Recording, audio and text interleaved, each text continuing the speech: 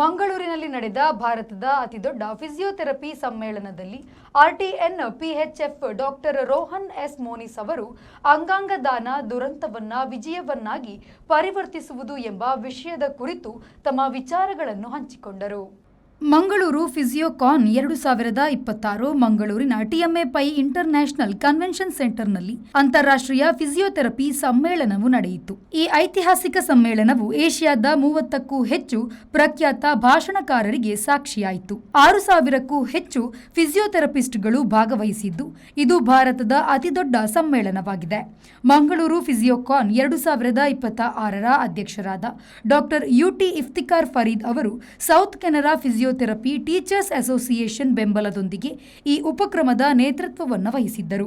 ಇದಕ್ಕೆ Kanachur Islamic education trust ಮತ್ತು ಕರ್ನಾಟಕದ ಇತರ ಪ್ರತಿಷ್ಠಿತ ಸಂಸ್ಥೆಗಳು ಸಹಕಾರ ನೀಡಿದ್ದವು. ಡಾಕ್ಟರ್ ಸುಹೇಲ್ ಮತ್ತು ಅವರ ತಂಡವು ಫಿಸಿಯೋ ವೀಕ್ ಸುಗಮವಾಗಿ ನಡೆಯುವಂತೆ ನೋಡಿಕೊಂಡರು. ಕಣಚೂರು ಆಸ್ಪತ್ರೆ ಮತ್ತು ಸಂಶೋಧನಾ ಕೇಂದ್ರದ ಮುಖ್ಯ ಆಡಳಿತಾಧಿಕಾರಿ ಹಾಗೂ rotary club of organ donation ಇಂಟರ್ನ್ಯಾಷನಲ್ನ ವೈದ್ಯಕೀಯ ನಿರ್ದೇಶಕರಾದ RTN doctor Rohan S Monis ಅವರನ್ನು ಈ ಬೃಹತ್ ಸಮ್ಮೇಳನಕ್ಕೆ ಪ್ರಮುಖ ಭಾಷಣಕಾರರಾಗಿ ಆಹ್ವಾನಿಸಲಾಗಿತ್ತು. ಇಂತಹ ವೇದಿಕೆಗಳು ಸಮಾಜಕ್ಕೆ ಅಗತ್ಯವಿರುವ ಮಾನವೀಯ ಚಳವಳಿಯ ಬಗ್ಗೆ ಜಾಗೃತಿಯನ್ನ ಮೂಡಿಸಲು ಮತ್ತು ಕಲಿತ ಸಮುದಾಯಗಳಿಗೆ ತರಬೇತಿ ನೀಡಲು ಉತ್ತಮ ಅವಕಾಶಗಳಾಗಿದೆ. ಡಾಕ್ಟರ್ ಮೋನಿಸ್ ಅವರು ಜಾನ್ ಬನ್ಯನ್ ಅವರ ಉಲ್ಲೇಖದೊಂದಿಗೆ ತಮ್ಮ ಅಧಿವೇಶನ ಪ್ರಾರಂಭಿಸಿದರು.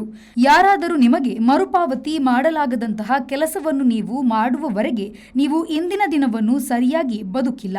ಅವರು ನಮ್ಮ ದೇಶದಲ್ಲಿ ಪ್ರಸ್ತುತ ಇರುವ ಅಂಗಾಂಗ ದಾನಿಗಳ ಕೊರತೆಯನ್ನು ಎತ್ತಿ ತೋರಿಸಿದರು ಮತ್ತು ಭಾರತ ಮತ್ತು ಸ್ಪೇನ್ ನಡುವಿನ ಅಂಕಿಅಂಶಗಳ ವ್ಯತ್ಯಾಸವನ್ನು ಪ್ರಸ್ತುತಪಡಿಸಿದರು.